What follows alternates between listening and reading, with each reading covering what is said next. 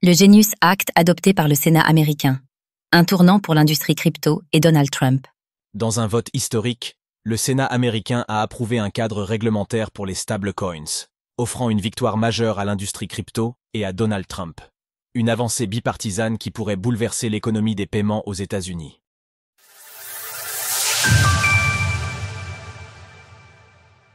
Un cadre clair pour les stablecoins en dollars. Le 18 juin 2025, le Sénat américain a adopté dans l'après-midi, avec une majorité de 68 voix contre 30, le Genius Act, un projet de loi définissant les règles d'encadrement pour les stablecoins indexés sur le dollar. CS crypto-monnaies comme l'USDT de Tether ou l'USDC de Circle devront désormais être adossées à des réserves en dollars équivalentes, investies dans de la dette publique à court terme ou d'autres produits similaires.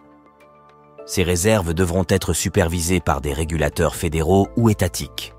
Découvrez tout sur les stablecoins en crypto-monnaie. Tim Scott, sénateur républicain et président de la commission bancaire du Sénat, a salué un texte apportant de la clarté à un secteur resté trop longtemps dans le flou. Le vote marque l'aboutissement de plusieurs années de lobbying intensif par les géants du secteur qui ont investi des centaines de millions de dollars pour faire élire des candidats pro-crypto. En parallèle, des banques, surtout les plus petites, s'inquiètent de cette évolution, redoutant une fuite des dépôts vers les stablecoins. D'autres, les plus grandes, envisagent déjà d'émettre leurs propres stablecoins pour capter une part de ce marché lucratif. Selon plusieurs estimations d'analystes spécialisés, Tether Holdings SA générerait environ 1,5 milliard de dollars de profit net par an seulement grâce aux intérêts perçus sur les réserves qu'il détient. Trump, stablecoins et tensions politiques. La loi représente également une avancée personnelle pour Donald Trump.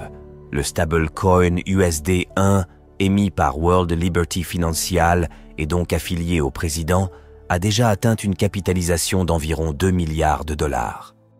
Mais ce stablecoin soulève une vive controverse, car le Genius Act, récemment adopté par le Sénat, interdit aux membres du Congrès et à leurs familles de tirer profit d'émissions de stablecoins, mais exclut expressément le président et le vice-président de cette restriction. Cette faille juridique a été dénoncée comme un potentiel conflit d'intérêts sans précédent par Elizabeth Warren, sénatrice démocrate et critique farouche du texte, qui accuse la loi de supercharger la corruption de Donald Trump. Malgré des tentatives démocrates pour intégrer un amendement visant à inclure l'exécutif dans ces limitations, la disposition a été rejetée. Dans l'actualité, Donald Trump menace l'UE de nouvelles taxes. Le soutien assumé de Trump au secteur crypto, nouveau cheval de bataille politique, pourrait lui servir de levier économique et électoral. Bill Hagerty, sénateur républicain du Tennessee et principal promoteur du texte, a confirmé avoir échangé avec Trump et espère que la Chambre des représentants adoptera le texte dans les plus brefs délais. Mais tout n'est pas joué. La Chambre travaille sur un projet plus large de régulation du marché crypto dans son ensemble. Elle devra décider si elle adopte le texte du Sénat tel quel ou si elle propose un compromis.